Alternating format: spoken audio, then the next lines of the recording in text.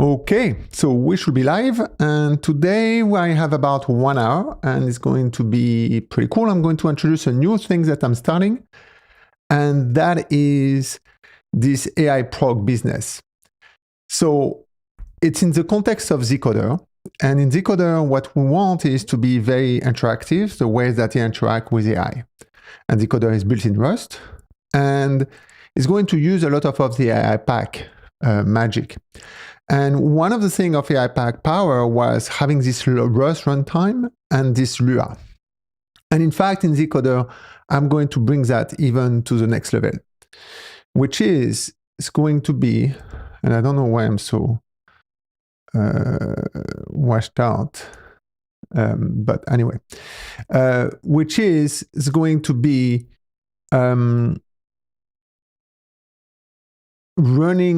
sending to AI some instructions and some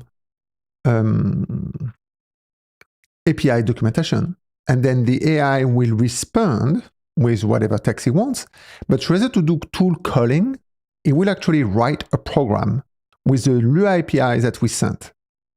And so that is really the goal here of rather to have the AI doing the tool calling, AI writes a program and we run the program. Such as if we had to do for loops and all these kind of things, that can be done. Yeah, so that is a little bit the goal here. Let me see if I can fix a little bit my color here scheme.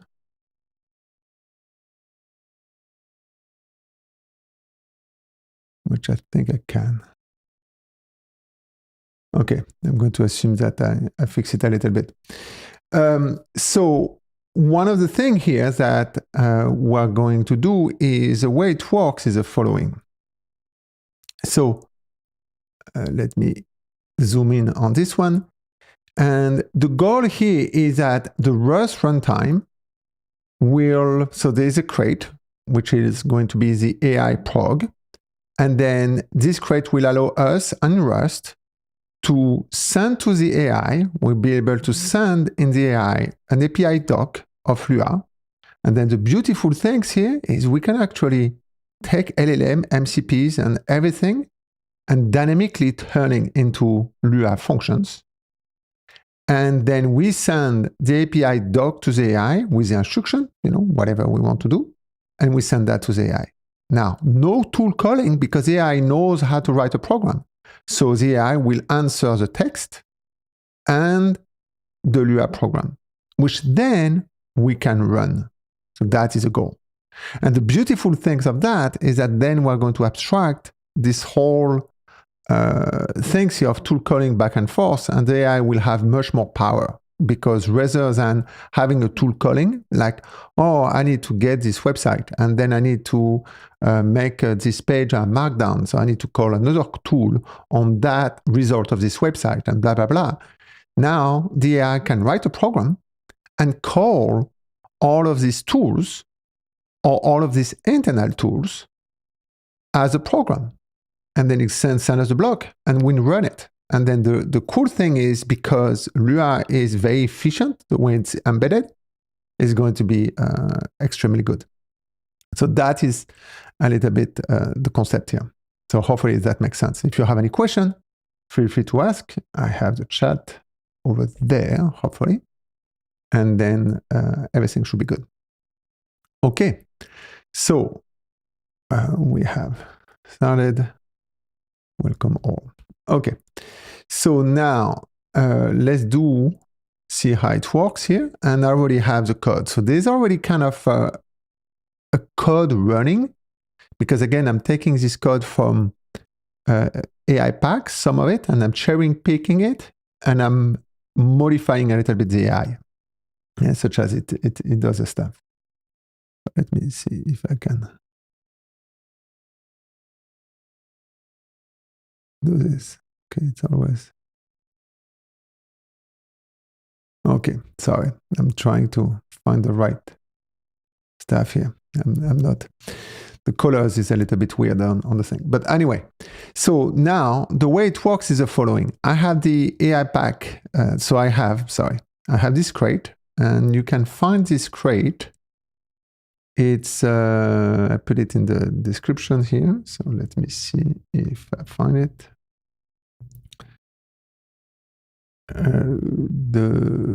If you go to the web,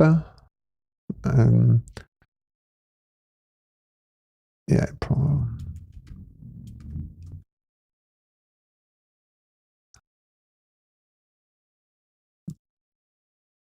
GitHub, I don't know if it's still there. It's a little bit annoying. Okay, let me go back here. Trying to find the repo here, which is weird. Okay, I have it in the edit. Okay, I don't want to go back to the button here. Okay, AIProg, I don't know why. I didn't find that. Okay, so this is the repo, and it's inside the zcoder.-run base. I'm going to move zcoder inside that repo as well.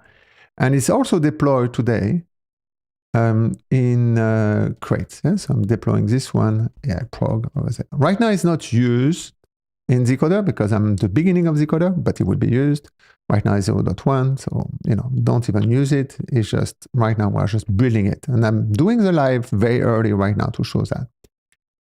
And then what we have here is that is the thing I haven't pushed yet. That was before, and now that is a code. So now the way that I'm coding here is always using my AIPack and Procoder, which zcoder will be the next version of it. And I like to work on two things. I have a workbench model where I brainstorm with AI things about chat and plan and so on. And then and that is only for me. And then I have the dev specs where I'm speccing. And so the spec lives with the code. And the spec is basically telling me the shape a little bit of the code. So that is the thing that I'm using a lot right now. It's kind of the spec-driven development. And so like this, we can see what we are doing. And the AI will have a much easier surface to understand what's going on. So that is a goal. So before, we couldn't really maintain that because it was too much work for us. But now the AI can do that pretty well.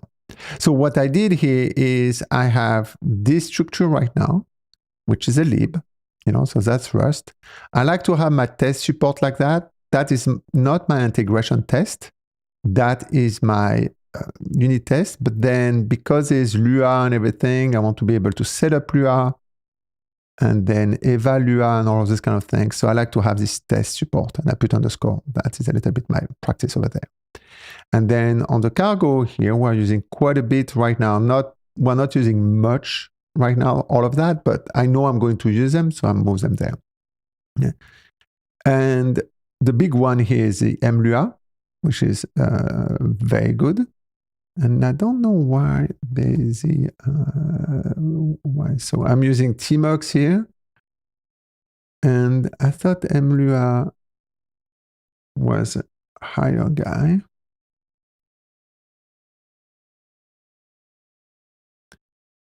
It's 11. Why do I have, I want the 11 one. I don't want the stuff. And then hopefully, I think they changed something. So we're going to see that. We're going to do a cargo build. No, that's good. I thought they changed a feature, but that's good. Okay, so that we have done that, and we're going to do a git add because I've done the spec over there, and git c, which is git commit, and spec AIPfn. I'm going to explain what that is. Right now, I'm just walking through those code base. So the big one here that we're using right now is the mlua, and right now I'm shaping with AI, but I want to be, there's a lot of things going on, so I want to make sure that I plan it well. I'm working with AI to shape the APIs of the thing. So for example, in the type here, we are going to have, so the only thing that I have is the script. And right now in the script, I have a bunch of helpers that goes to Lua, to JSON, and so on. So we're using quite a bit CAD. And then we have the modules, and that is all of the modules that we're going to have. So right now, if you look, actually, you're going to see, and that doesn't come from a vacuum yet. There's a lot of things here. If you look at AIPack, which is something I created again, and it's using, it's an AIPack, and I have Procoder running on top of it. And so it's this generic runtime, agentic runtime. And it's the same thing. I use Lua. I'm a biggest fan of Lua ever. And inside Rust with the mlua. And that allows us to have all of these APIs. And so this is how Procoder works and everything. There's all of these APIs. But the nice things about that is all of those are sandboxed. So save, for example, in AIPack, you cannot save outside of the workspace, for example. And I can shape those guys the way I want it. And so that is a .aip for AIPack, and now it's going to be AIProg. So it's going to be all of the same similar APIs in AIProg, but there's going to be a little twist. Because right now, this, I can send to AI, and often I create AIPack .aip files with AI, and I send the doc, and it works well. There's a doc for LLMs that works well. What I want is to normalize all of the API calls with params and name parameters. The way you do name parameters, when the language doesn't support name parameters, is you have one object, which is params, which is very much like JSON RPC, which is like MCPs. So if I normalize all of these APIs that I have in this one param business, then the AI, it will be much simpler for the AI to write and to comprehend this documentation. Because the goal here is all of these tools in zcoder, I want it to be created by the AI all the time. So that is a way for the AI to talk to me. Now, the beautiful things about the AIProg and the vision behind AIProg here, this guy, is that sometime in a communication, I don't need to give all of the APIs of everything. I can give a subset. So for example, in the zcoder, and zcoder will be this little kind of coding harness, okay? Every time you do a prompt, I want to send it to what I call a maestro. Okay? So if I go back, and the maestro will be the first agent. So if I go back here, let me see that. The maestro, and I know there's a lot, so if people are going to follow, eventually everything is going to make sense. But there's a lot because there's a lot of things going on, and Rust is an amazing language to do these kind of things. But right now, I'm going to show you the goal of zcoder at the high level. And don't focus too much on the UI, it's the ugliest UI, but the concept is there. I want a prompt here, and that is a prompt which is you write. Okay, very similar to many tools, but that is where the similarities stop. That is going to be zcoder, yeah? But when I talk here, I can say, let's start a new, I'm going to have the concept of workspace, and those are going to be workspaces. So say, let's start a new API review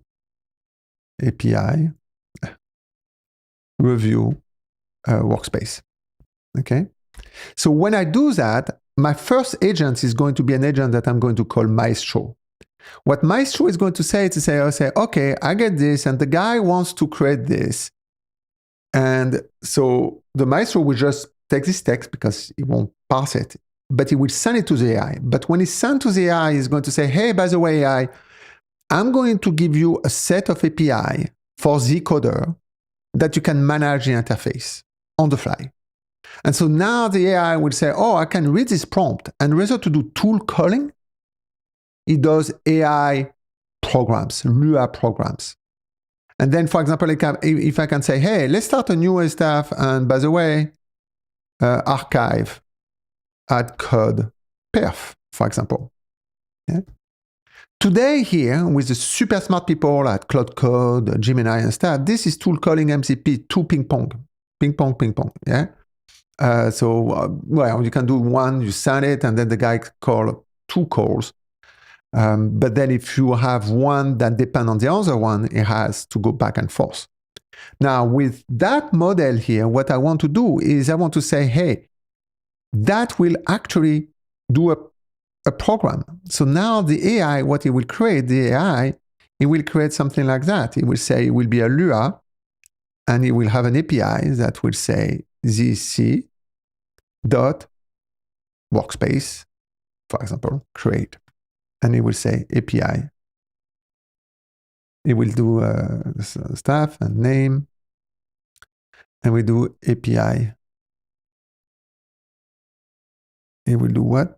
It will do API review. See, so that is what the AI is going to send me back as a Lua. And then the other one can be as you see, workspace, archive. And then again, rather to just have the name, I put the name here.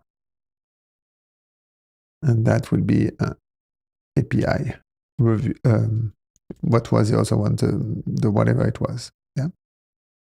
So the code perf. My God. Perf. Okay. So that will allow me now that every time I talk to the AI, it will write these kind of things. And then obviously it can do if, else, for loops and everything. So it's very powerful. And because it's with Rust and Lua is very efficient in Rust, there's some sort of, heap ping pong, but overall, everything inside the process, things are going to be extremely powerful. Yeah. Yeah. Crossfire is awesome. So we did that. That is pretty cool, man. So that is what we're going to do. And so this is a goal. I'm going to go back to the architecture here. This is a goal of this. When I'm going to write this, yeah, hey, let's start a new API review workspace. And by the way, archive code perf, yeah. Oh. The things that it will actually do, it will actually, I'm going to go back there, sorry. It will send this instruction, and then it will send the API doc here, which will be my ZC workspace, ZC stuff, and all the API I want. It doesn't have to send the 300 APIs that I have. Yeah, perhaps it's not in the file save business yet, but it's in the management. So Maestro will say, hey, I don't want you to save files yet. I just want you to manage my workspace, my terminal. And so all of that is, again, rather to have two callings, we're going to have this way here, which is what I like to do, from tool calling to program running, which is basically now you send the instruction with the Lua doc, the surface that the AI has, and the AI just answers the text, which is very good at, and a block with a program that you have to run, and then boom, you run it. So that is kind of the idea. So hopefully it makes sense. So the only thing I did here is I want to clean up my model, and I'm doing my JSON parse here, this guy. So this is what I'm doing right now to make sure that it works with my model. So this one, you can see here that we have content and all these kind of things. And then I want more kind of JSON RPC kind of name. So now if we go back to our API, the way I've done it is like this in Rust. So I have my module, and this is my first AIP, guys. So this is my AIP, and in Lua, the way it works is you have your Lua engine, then you create a table, which is an object, or a list, that the same one is both, and then you register something. And usually when you register, you are doing something like that. You create a function with a Lua, and then you put the function inside. So that is a little wrapper. You put the function like that. Okay. So now the cool things here, but with this AIPFN base, I've wrapped the whole thing, such as now, this is something I created, is I have this AIPFN, which is the AIPack function kind of trait. And the way that I have is mostly static. It's almost like a marker trait, but not that much. Yeah. And a question here on chapter 11 on the Rust book, how I know that I have become cracked and what should I do to stand out? Okay, create apps, create cool stuff. That's my advice. Just it's not about showing up, showing like technical skills. It's about solving problems. Yeah, so that, yeah, do a project, do a cool things, build it small, useful to you, useful to others, and then you keep iterating and use AI in the mix, yeah, and guide AI. So, but we want to understand the things because otherwise AI will have done something I didn't want here. So I'm shaping it, but I'm learning with it as well. So we shouldn't be ashamed. So AIPFn today, this is the way I'm doing. I'm saying, well, okay, I'm going to have a name, and that is a static thing. And then I want to have my params, which is my parameters, my response, and my error. And then this way, this trait can implement a register typed. And then it gives all of these kind of things. And that, the H is that guy, is a function that takes self-response, fair enough. And then the params, I don't know why I didn't do the params. So that is a self-response. So that is a type that are defined here. And that is that guy. Oh, yeah, sorry. And that is self-params. So that's beautiful, yeah, because now I know that when I'm going to call that, it's going to know all of these types. So now, how does it work? When I register my init module, so that is Lua, I create a table, register the type, and now it's going to say, well, I have that function, and you see that type, AIP, JSON, parse, FN. That is a way I like sometimes. And my backend model controller is a little bit the same thing. Yeah? I like this one, is here we don't have any value, because in fact, it's all about types. So this one is just a type holder in a way. I don't need to have an instance of something. So sometimes when we come from Java or other languages, everything needs to be an instance of. There's no instance of. It's just a type which happen to have some static constant values to it. So that gets fully compiled. I mean, fully fixed in a way. And so the thing I'm saying is, say, hey, I have an AIP JSON parse, and that is my function business. It has a name, parse. Now, the thing that it doesn't have today is a module path. I want to add that in my trait. So I will have a name, but I want to have the module path as well. Right now, the module path is assume over there because I need to create. So there's some things that need to happen there, but we'll see that later. And then we have the type params. And so this one is that params over there. And we say, hey, we just have the data. So that was content before, kind of normalized into data. I'm not sure if I want that or not, but often when I parse something or something, it's when I pass a data, I like to have data. And that will allow us in these things to have other meta information as part of the thing. So for example, we can have options. Yeah. And the option will be, how do you want to have this data parsed? So in fact, you don't have option, you will have something that is called mode. Yeah. And inside mode, you will have an enum, which will have strict or relaxed.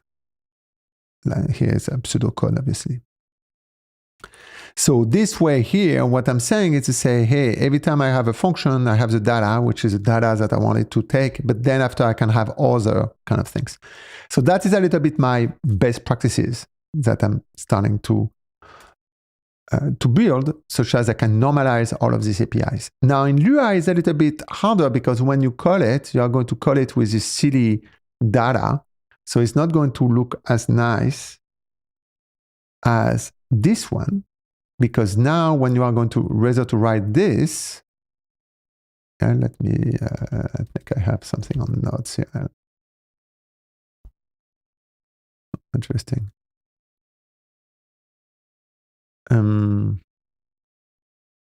That is sometimes my notes. I put my notes over there. And then rather to do that, where you're going to do AIP, JSON, parse, and then you do, hey, here is my JSON content, whatever. Okay. What you are going to do now with this API is JSON parse,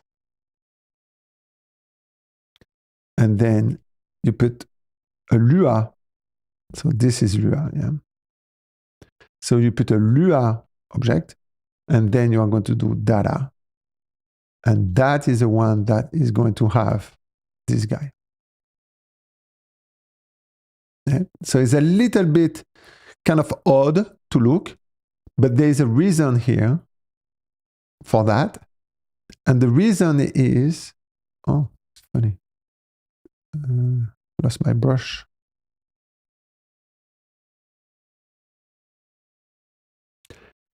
But the reason for that is that then I can normalize all of the APIs to be much more AI friendly, because the goal of this AIP is 99% should be written by the AI, because that is a way that now the AI will instruct my thing to work. Yes, it's going to be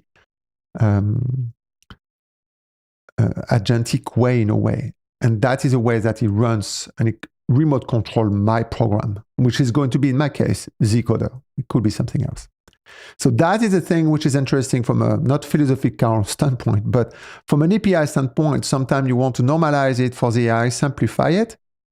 And the funny thing is that sometimes it's not something that will be simpler for the human, but it will be simpler for the AI. So that is a little bit the goal here, to have these kind of things. So now the nice things about this is I've normalized all of these kind of things. That is funny. My brush doesn't work on.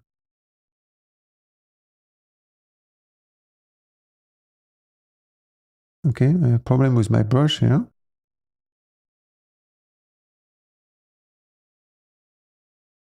Okay, I don't know why it did.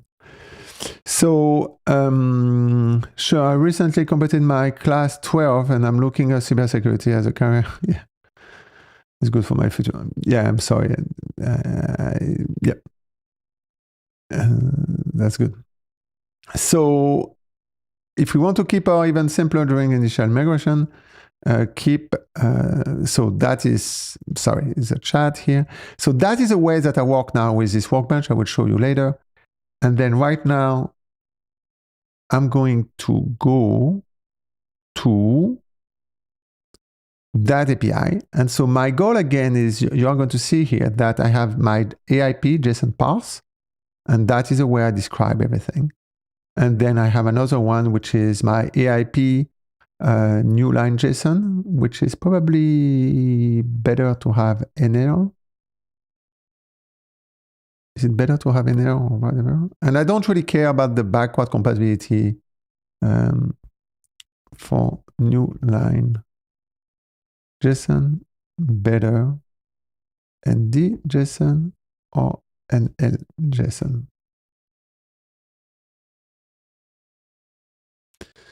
ND JSON. Okay, what does it say?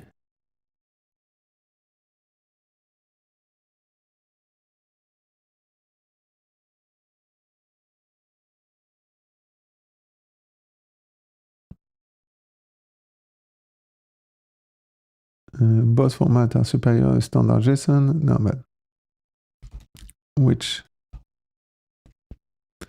Okay, I'm trying to find the which name here. Oh, JSON L. Community standard, that is the most universally known stuff. So I like a lot to use AI, by the way, for the name. I could have used, sometime I have my ChatGPT also, yeah, obviously.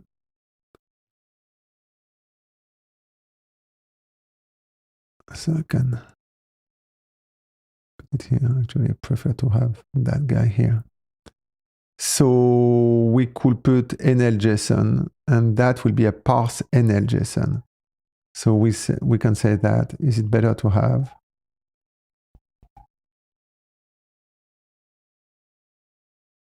parse NL JSON or JSON NL JSON or parse JSON parse JSON L. And sometimes I can do chat also as well in the JSON L parse JSON L. Okay, that's it. So now that is going to be good. We're going to change that. So we do parse JSON L. Okay, and now we're going to do that. Parse JSON L. So that will be stuff, and then same thing here. I'm going to rename that. I could ask AI, but that is a silly thing to ask AI for, because now sometimes with AI is going to spot in the comments or whatever, but that could be done after or whatever. Okay, so now everything is kind of nicely done, and everything is very well normalized. Yeah, AIP, JSON, parse, FN, and parse FN, yes. And then we have parse JSON L, that makes sense. And so everything is nicely done. Now we're going to remove that. And then this one is parse JSON L. So need to make sure everything is consistent. And that is one thing that the AI will have cut.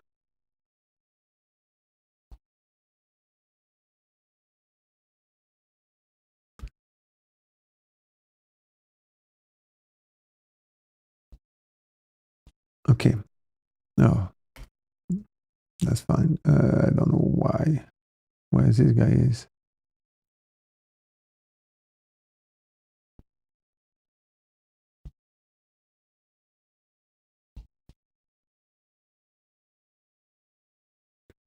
I don't know why he did that. Okay.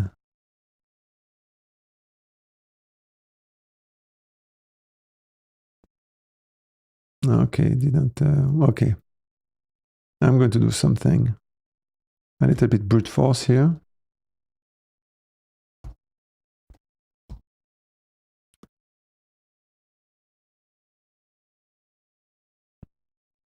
Okay, and I'm going to go back to my thing, cargo build.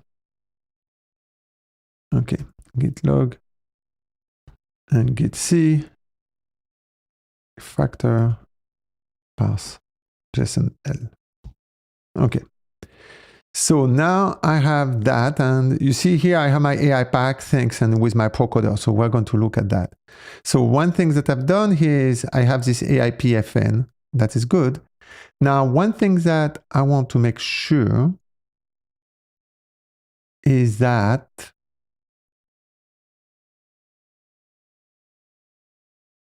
so I have that guy. So this is good. And one thing's where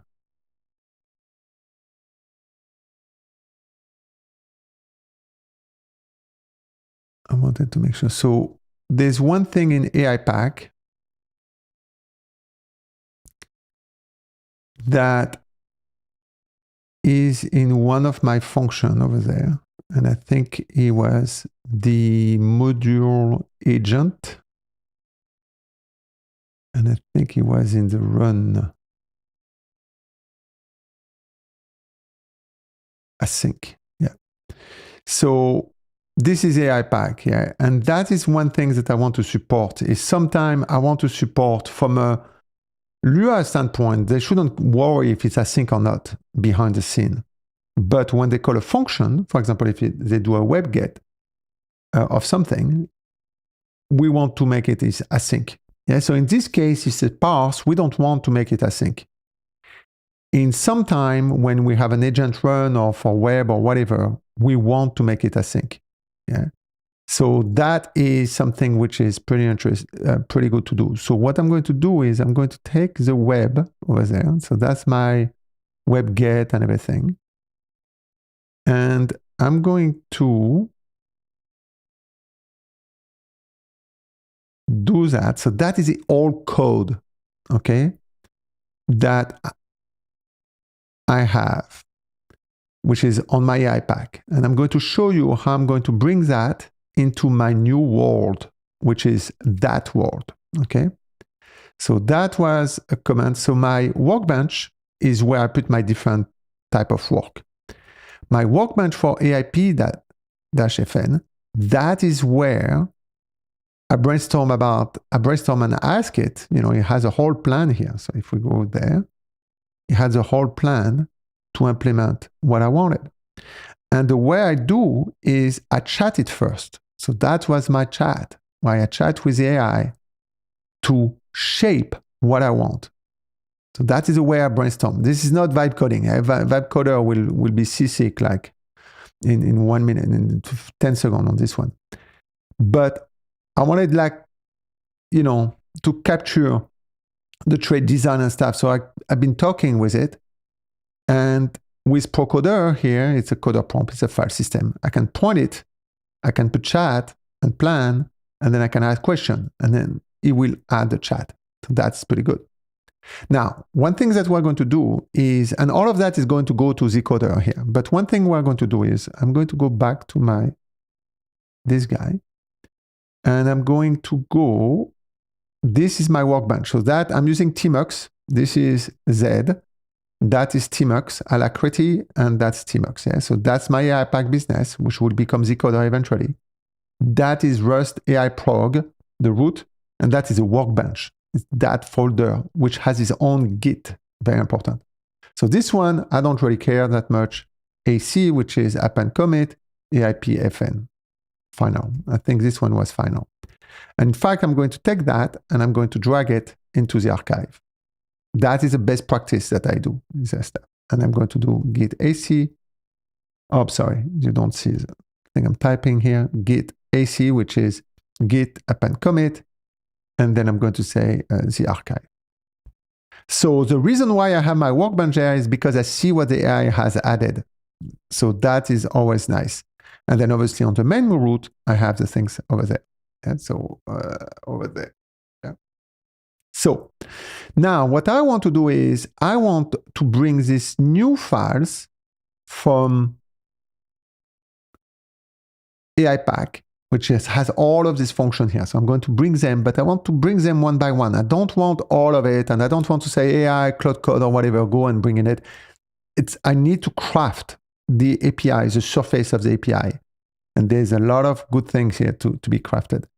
So one thing I'm going to do is I'm going to take the agent run is too complex right now in AIProg. It will explode. I mean, I will solve that later because we don't have in AIProg, there might be not the notion of agent. It's a lower level library. But it's going to be a web and a web get definitely. So web get, web post, and then these guys, we can do it later. Yeah. So the point is that what I want is to bring that into the new world, but I have a different ways now of doing it. So I cannot copy, I mean, I could, but then I will have to change by hand. So what I'm going to do is I'm going to start a new workbench and I'm going to say web, okay? AIP web. And I'm not going to have a plan right now. I'm going to use Flash 3 because Flash, this one is 3.5, is the alias to 3.5, and it's very expensive now, so it's not fun. And then Lite is very good until Google triples the price. They will triple the price on this one, I'm 90% sure, or double the price at least. But at least for now, it's like a gem. And then input concurrency, that is the way I do the auto context and code map. Now, these guys, I'm going to say, hey, you create a new guy, AIP web, and I'm going to be in chat mode. Okay. In fact, I'm going to turn it like this because I'm lazy, and I'm going to run it. And so when it runs here, you're going to see it's a run. So you can place replay and it's going to run again. Now, I didn't have any prompt, so it doesn't do anything, but it created the AIP web with the data and the empty chat. Okay, now, because I'm lazy, that is where I put in data the code of the other guy, which is old web, AIP web, web.rs, for example. And then boom, I paste it. So I'm going to paste this code here, which is from the other one there. So I cherry pick, rather to say, hey, go and check and decide what you do. I control what the AI see. Okay? So AI is amazing as long as you do control first, magic second. The problem is many people put magic first, control sometime or never. Okay? So it's not a prompt and pray, is you want to snipe all the time. So that is the goal. So now we have the AIP web. And what I want is I want to bring these guys into, and we have 30 minutes left, into into a new module following these patterns. And I'm just going to ask to do the web get right now. Okay. So I have two ways. I can do a chat mode, or I can say, hey, do you have everything there? Can you bring it back there and see if it's okay? And then I say, now you can do it. Or I can say, you just do it right now. So I'm going to do the second solution because I think it has enough right now. So first I'm going to go to that terminal and going to get a get AC. We're going to do AIP web. That is append commit. So now that is part of my commit, is good. And again, my workbench, I can remove the whole folder and stuff. It doesn't really matter, but I like to have Git to see the checkpoints. Now what I'm going to do is I'm going to say, look at the old AIP web.rs, which was the implementation with another runtime. Yes, good question here. Very good question. Can't we put the path in the files? Yes. What you could do is there's multiple way of doing it. Okay, so now you make my day, because now there's coder people here. So there will be a couple of ways of doing it. This is a very good one. What the code editor here is Z. Z is awesome until it's going to get burned, because I think they're like prepping to get bought. But Z editor, because they're overworking on AI, and so sometimes when people overwork on AI, it's because they want to have a flip. But it's good. I mean, they are awesome people. And so Z editor, I love it. It's so fast. It's built in Rust, and it's amazing. There's stuff missing sometimes, but also otherwise, I move from VS Code to Z a while back. So back to Shane Savior, and you are Savior. Yeah, sorry, I miss you. Yes, you could do that. And one way is to say you can put it in the knowledge, for example. And so the one way, back in the days, I would have done that. I will have copy path, and I will have put it in knowledge. That is absolute path. And then it will have found the stuff, and then boom, it will have worked. Now, the problem of that is then it gets code map, and the code map get there. I mean, it's no big deal, it works. But then it gets inside the knowledge code map and so on. And then it's not that, it's transient. And this is what, a couple of weeks ago in Procoder, I added the concept of data. And anything you get in the data folder of your workbench, put anything. And today it doesn't support images, but it will support images. Anything you put in data will get auto context, yeah, and code map. So in fact, you see that the workbench will have, I didn't run it yet, but when I run it, it will have the code map of this guy. So it's very cool because now you can have transient data that you don't really want to pollute everything else. Otherwise, you're right. I could have put it there. So hopefully I answer your question. So look at the old stuff and things and implement a new AIP web.rs just for the get for now.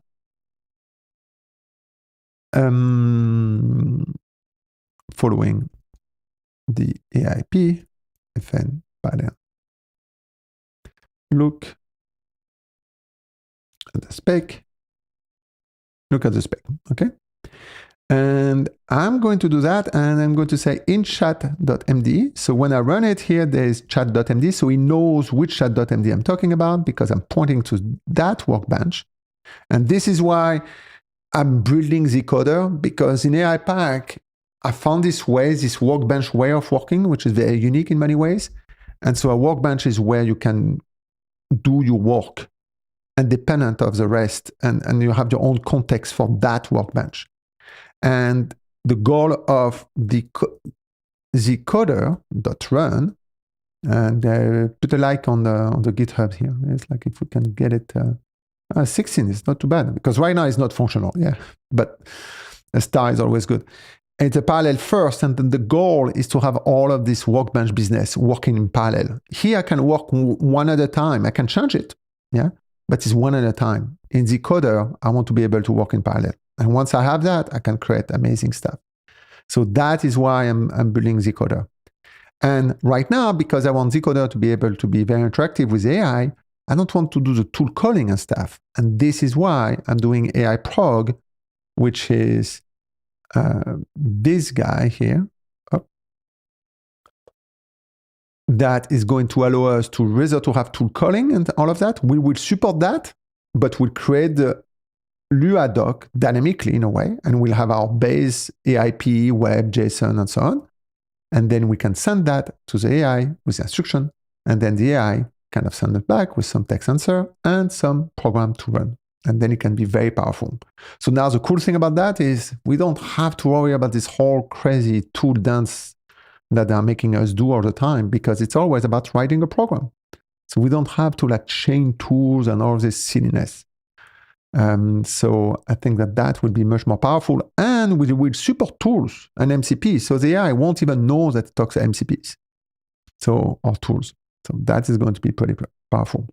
So now in chat, I like to say that capture this ask and add to and add and give summary of work done. Okay, so I like that. It's kind of a log. Following the pattern. Okay, and I don't even need to spell. I do a command R. I have a Z task that is going to find the right tmux panel, which has an AIP running, and send the R. And then this guy will do a replay. So that's the way I have both working very nicely. A question, how long have you been coding in Rust? This is top level. Well, for a long time. I have quite a channel here for a few years now, like 3. I don't want to count years anymore, but for many years. But not from the beginning. Back in the days when it started, I always look at technology every 6 months, and then I play with it for like a day or half a day. And then I see if it sticks, and then I come back 6 months after. So that is what I did with Swift. I did that with Rust. And then eventually, actually before I believe that Swift is going to be the one. And then Apple made it just too Apple-ish, obviously. And then Rust and the whole type of Rust and everything was actually very well thought out. And so then once I want Rust, I want deep. As a non-techie, I just want to learn the best way to merge 2 synergistic repositories to craft a unified framework. Consider any open source repository you like to explain. Say CodeGraph and Graffiti. I don't know. I don't know. I don't know. I don't know if I can help you on those guys. Is there a better or more deterministic way skills rather than just asking prompting? Yeah. Leon here. Leo. I'm going to. I think here is where AI, like I use AI a lot, as you can see. But it's very hard to use AI when you don't understand what it generates. So you seem to be saying it to say you have a good vision of merging two frameworks into one, which probably make a lot of sense. But if you don't understand, usually it's rarely a good thing to merge two frameworks into one. It has to be rewritten, rethought, and redesigned, because otherwise you are doing photo collage. And then at the end of the day, it's two things that wouldn't really fit together. The probability is that two frameworks, because the framework already do a lot of things, so the probability is that two fits well together is very low. Yeah. So the problem is it's either things that are in different layers completely, and in this case, it will work. Yeah. So for example, Tokyo is a framework, Axum is a framework, and they both work very well together because they don't overlap. You know? And they complement each other. But if you have this kind of two framework like this and you try to like merge it without understanding the code it generates, you are up for a journey. That's my intuition here. Yeah. So that's my quick thought of the day. I might not be right, yeah, but that is my quick answer. So one of the things is that now it did that, and you see that it added that. It's pretty cool. It added request. And in fact, I'm going to press save here. It added here. It's funny. I'm going to add it. I have my little thing. It's not too bad what it did, but I'm going to do web like that.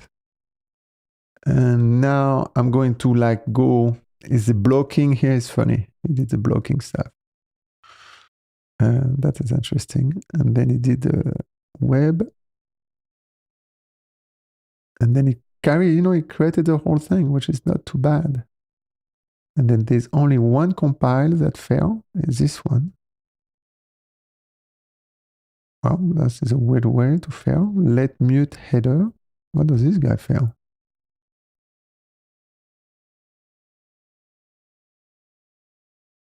Oh, yeah, it doesn't know the type. Yeah, it's not because of mute, it's because of the type. So where does it know? I'm going to assume that he wanted to do strings, this guy.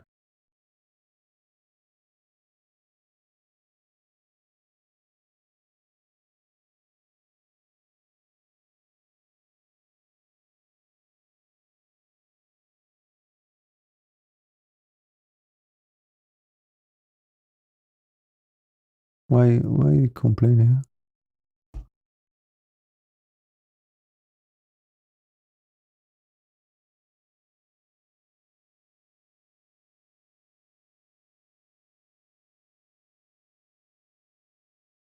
No?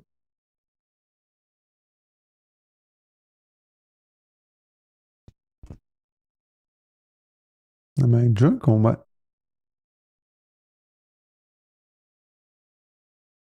It's the same. Oh my God, that's pretty bad. Sorry, guys. So anyway,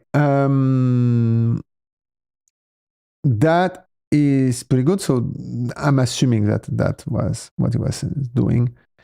And that's it. It's funny. So did he build the right way? So we get the params here, you get the data, user agent. That is for the get. Why does it get data for the get? URL to request. Okay, that's my mistake. So that is one thing. See, when he did the stuff, but here it's silly because data for the params doesn't make sense. So it's my fault.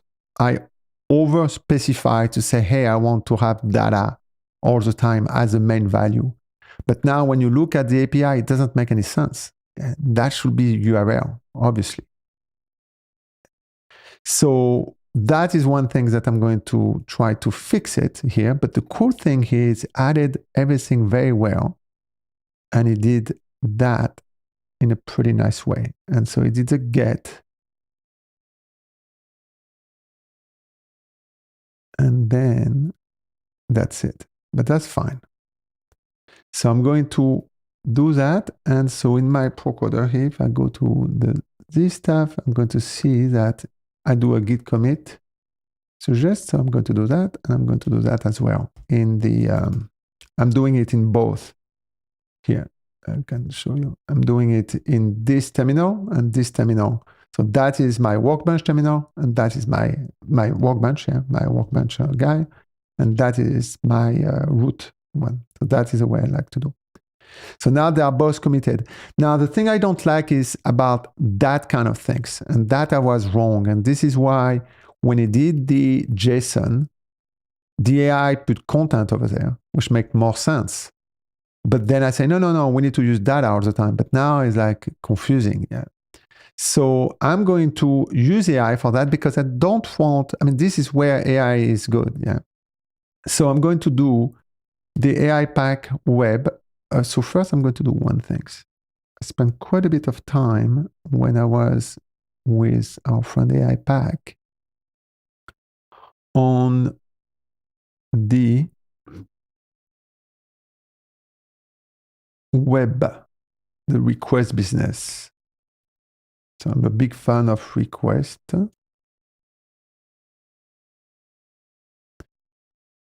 And I spent quite a bit of time on that guy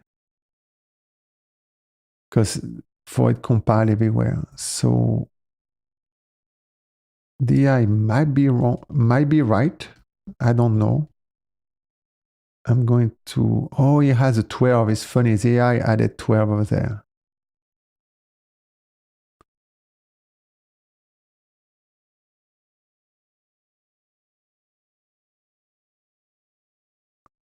Yeah.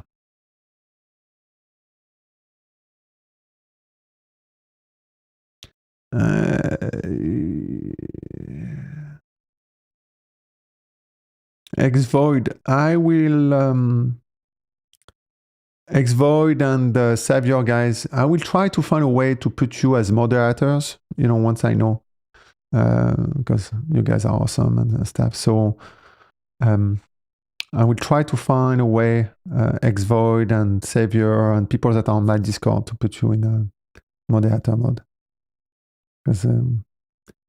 So I think I'm going to use that. I'm going to save and hope it compiles. And I'm going to remove that. Yeah, so they did quite a bit of change in things. No, it doesn't work. That's the problem sometimes.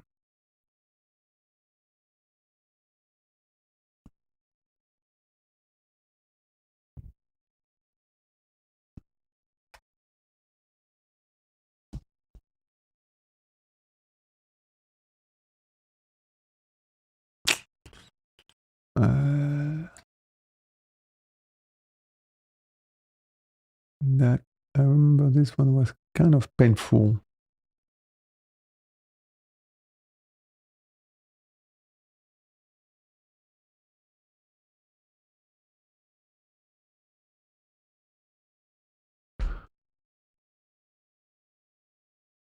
Oh, okay. I know what I did. Okay. Here are the things. So it's funny when you look at the things here. So I'm looking at that. So this one, I'm going to commit it. Git command is broken, but you're going to understand. Is I have a web C in AIPack. So I'm going to take that. And again, you're right, Savior, I could have put it in the knowledge, but I like to put it there because I don't like to pollute my knowledge. Eventually in a workbench, I want the workbench to be able to have globs as well. But if I go to web, you will see that I have a web C somewhere. Do I have a web C? Oh, no.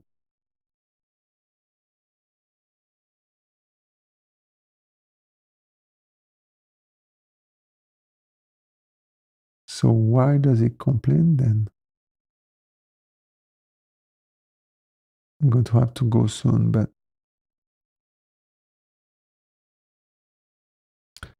I'm going to do that. I'm going to go back to my Z, to my coder prompt. And then I have something I've done. So I have a function here, stuff, which is pretty cool. Look at that.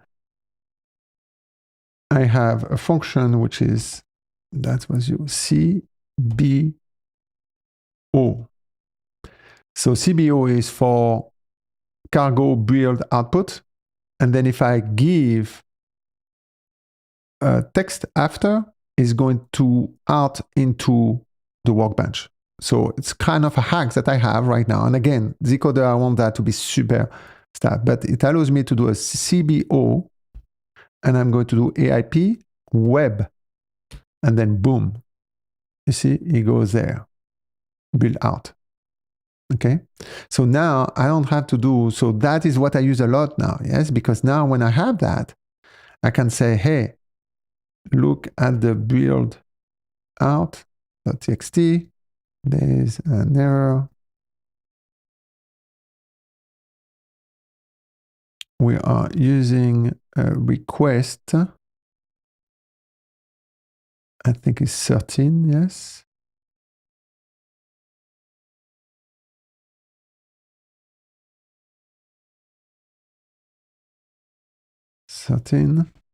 With the right features, follow the code.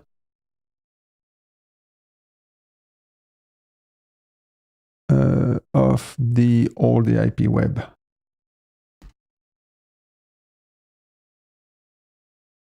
The request communication. Okay, so that is what I'm going to say. And now I'm going to say that. So again, I'm a little bit OCD all the time. I don't like to have a green guy over there. So I have a git AA. It's a hack, but it add and amend. So like this, I have that. And now I'm going to run it again. So the reason why is it's working in my AIPack, so it should work in there. And then somewhere I have a webc in my support. So there's a pattern that I like to have is that in support, when I have support is a support of the module that it belongs to. So it's never public outside the parent module. So sometimes I have support guys, you know, like if you go to script, I'm going to have, so I am on the AIPack here, yeah? So I'm sure there's a support guy here. Well, I know that by my convention, support, all of these guys will never go, I mean, it's my convention. Those guys cannot access it. Yeah? So that is for everything which is within the parent. That's it. So that's my convention between of support. And that's nice. Has been working very nicely for me. Sometimes I have patterns like that and then I keep it. So now he did the work, and I think he did the work. And what did he do? Fix the AIPack get, build error, reporting client and stuff. So sometime let's press save and pray. Oh, look at that. Solve it. That's it. And that is pretty good. Now, this is a big one here. Do I have that also in a...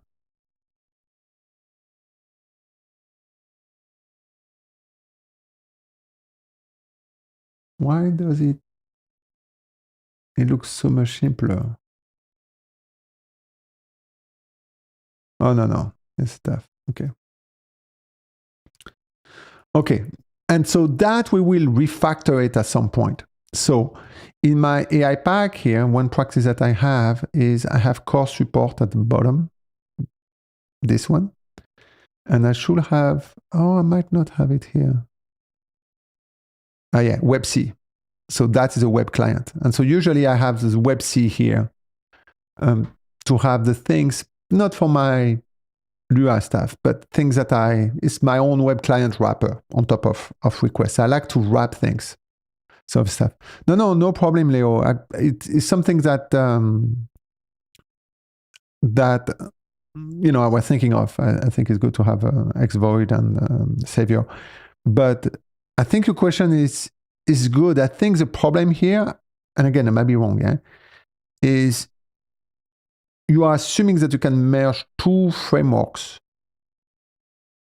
code frameworks, without understanding code. And for me, I think the AI will give you a false positive. You will think that if it works, I don't even know if it works. Let's say it works. You're going to say, oh, job done.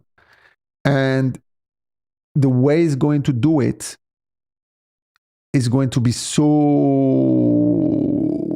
cumbersome because I don't even think it might not be a good idea of these two frameworks.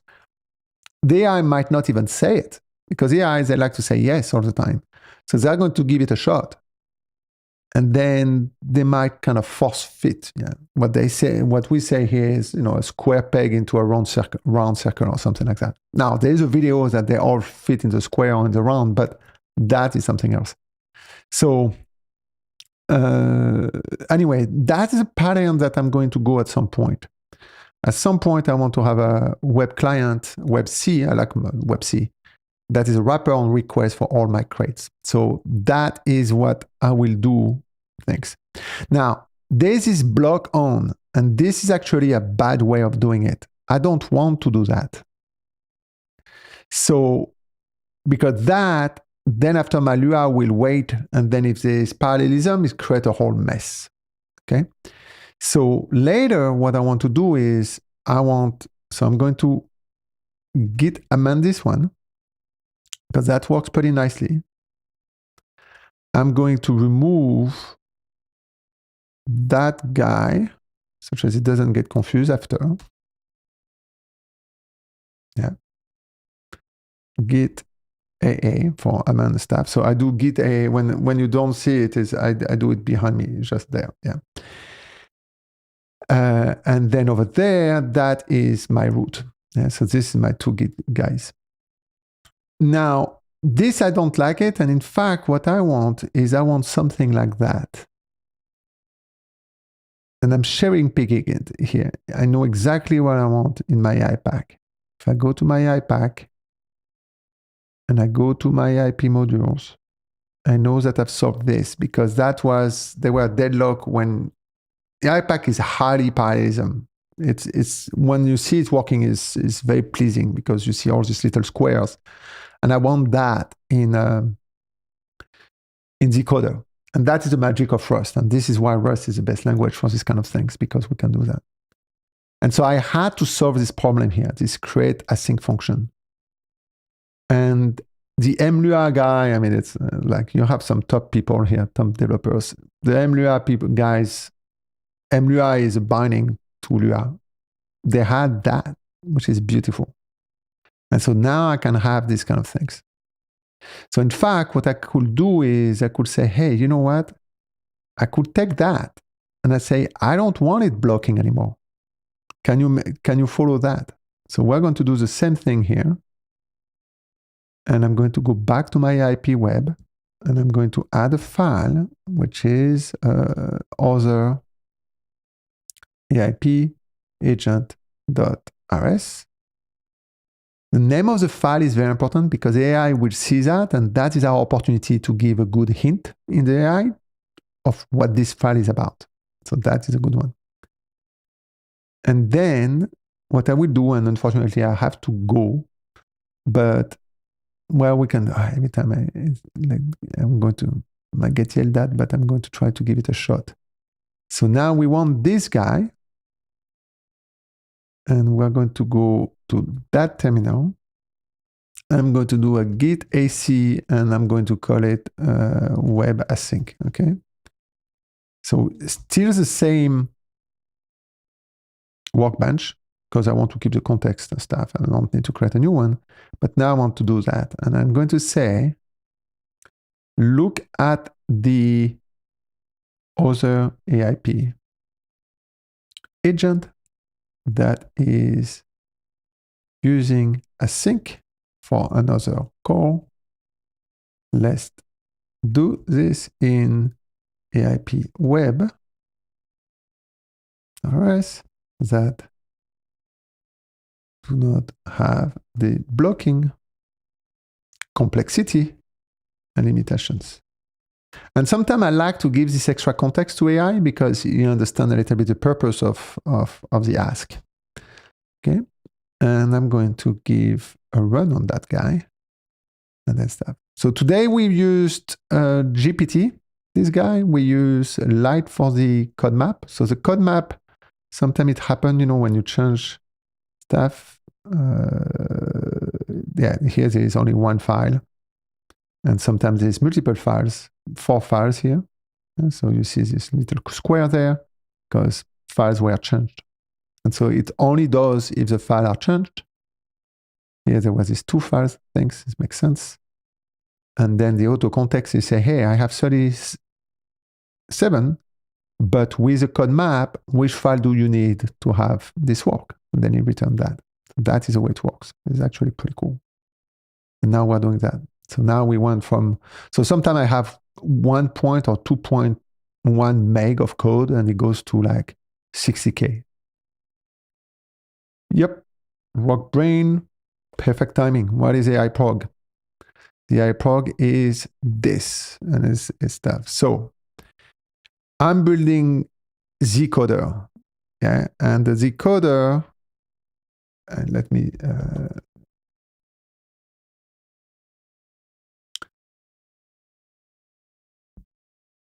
zcoder is a new parallel first. I mean, it's going to be a new parallel first AI coding harness based, with a lot of inspiration from AIPack and things that I've done before. And it's really going to be workbench centric. So, and really highly parallel. So there's a lot of innovation that will go there. Yeah, right now, all the keys, they look alike. So this one is going to be quite, there's going to be some familiarities, but other than that, is going to be workbench driven. And so I want it to be able to have, workbench, and then a workbench you can work on multiple workbench at one time.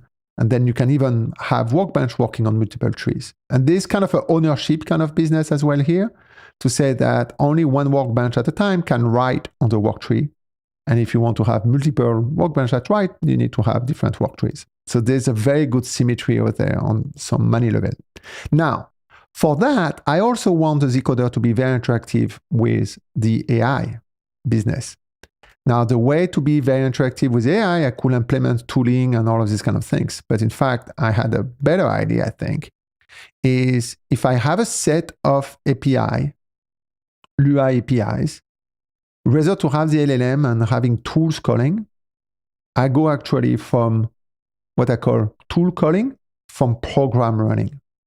So rather to send a set of tools to say, hey, here's all the tools you have, and then you call me back, you call the tools, which is basically the JSON RPC kind of things. Yeah? Tell me the phone in JSON, tell me what I need to call and call you back, and then I send it back to you, and you have this silly back and forth. It's functional, it's practical, but it's not where things, believe me, in 5 years, we won't do that anymore. So the problem of that is that it's just function at a time, and if you want to compose, good luck, which is silly because all the LLMs are so good at writing code. So now, rather than that, is because Lua is a gem, yes, Lua is this embedded scripting, very efficient in Rust. For my Rust program, I'm going to have Lua, and then I can actually have a set of good Lua functions that are already part of it. Parse JSON, webget, and all these kind of things. But then I can have other kind of external LLM tools, or MCPs, or JSON RPCs, or even my own custom Rust functions. And now what I send to the AI to say, hey, here's the instruction, and here's the API doc, by the way, if you want, and you can send me an AI program, if you want.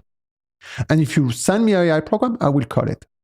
Now, the beauty of it is that the AI program will wrap all of these MCPs. So the AI don't even know that it's calling MCPs.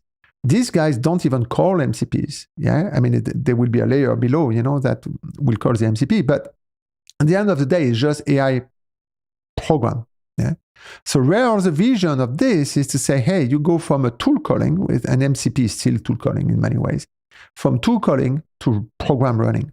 That means give the API surface to the AI and tell it to write you a program if you want.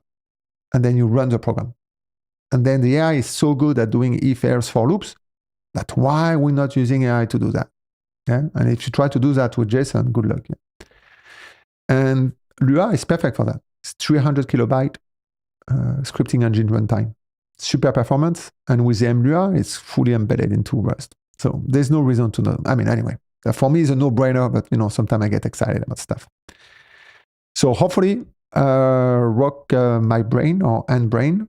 I answer your question. So now we had these kind of things and stuff. Let's do this in AIProg stuff, and we're going to see.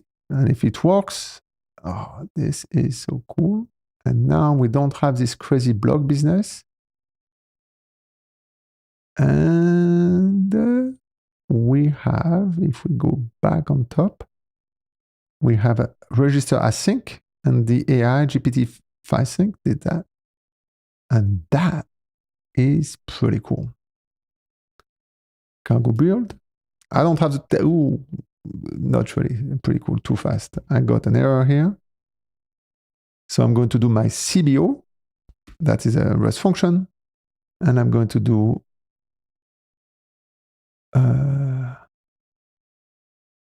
sorry, I'm being slow. AIP web. AIP web. So I could kind of fix it, but I'm lazy, so I'm going to put it there. And so now I have that cargo build error over there, part of the data of the workbench. So that's my workbench, it's not part of the Git. And now I'm going to go back there. I'm going to still commit this guy. I'm going to commit this guy git AA. And I'm going to run again. Now I'm going to change the prompt and say, look at the build out error there. Okay, boom. Then I'm going to that. Hopefully it's going to fix it. That is tough, but otherwise the code was not too bad.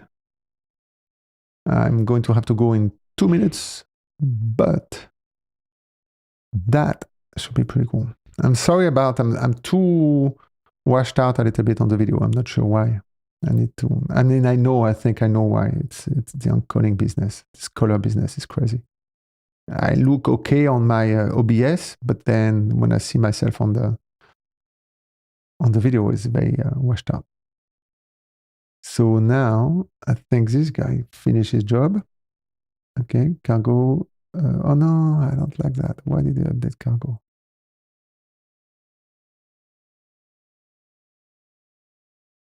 Yeah. No, he may be right, actually. Oh yeah, that's pretty good. So that's it.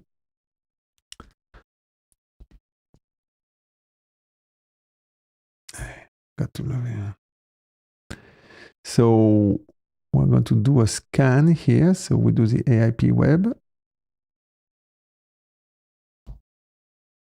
We have the init module, which is good. We have our AIP, AI program function, which is good, which define the function, the params and stuff. By the way, I'm using schema RS, which is awesome because the goal is I want to be able to do stuff that to comment. And so because we want to dynamically send that to AI as a documentation. Yeah. So I would say, hey, I want all these APIs, send that to AI, and AI can call it, but I need to send the doc as well.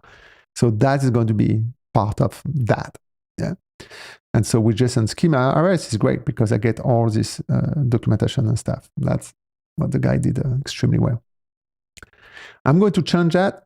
That is going to be, that should be URL, but it's not the fault of AI. It's because I want too dogmatic in my spec. And I say, hey, you know, always data. So it kind of actually follow me, but I'm going to relax that. It doesn't make sense. And so that is a param. So they're always parameters. And then AIP user agent. Okay, that's pretty good. And then it creates a step. So now this way I will be able to create more and more APIs in Rust that will be accessible in Jira. Also for Z, so I want also other crate. So I'm not zcoder. So for my zcoder, I want my zcoder to be able to add ZC namespace function, create workspace, archive workspace, you know, change model or whatever I want. So this way, my first agent for zcoder will be the orchestrator, will be Maestro, that is his name. And then Maestro will send, and he will always send probably with his own APIs. That goes back and forth over there. And then that's it. So this one is pretty cool. I don't have the test. I will eventually create a test. I think there's test on the JSON here, but well, okay, they fail quite a bit. Oh, yeah, because these guys are calling that guy. Yeah, and now it's not, it's parse JSON-L. We change that. So let me git log. Yeah, this one is fine. So we do a git amend on that. And then I'm going to do my JSON test. And the thing it doesn't like over there is that is not that anymore. It's parse JSON L. Because AI told me it's better. I'll go test. Boom. So far, I don't have the test of the web. I don't think it did it. No, but I can ask it to do the stuff on the web. It's important. There's some good websites that have things. And then I'm going to do git c dash is for fix. I'm mixed about, I have these shortcut things, but you know, it could be just fix. I don't know what is best, but right now it's fixed. And it's a AIP JSON test with JSON L. That's it. Git push. And that will be good for today. So what we've seen here today is the following. We did the building of AIProg, and we added the AIP.web.get and post, I think. And we normalize APIs. We learn how to work with Workbench. And then the goal of the AIProg for program is rather to have the AI doing tool calling. We do program running. So we're asking AI to write a program, but before that, we send it the API surface in Lua, and in Rust is extremely efficient to run Lua. And so we've done the abstraction behind of the tool calling, MCPs or whatever in Lua, and then that's stuff. So that's right now, I'm doing the abstraction. And in fact, what is that is it comes, so it doesn't come out of the blue. Yeah, there's an AIPack that I've been working all the year here, almost a year and a half. And that is a generic AI runtime.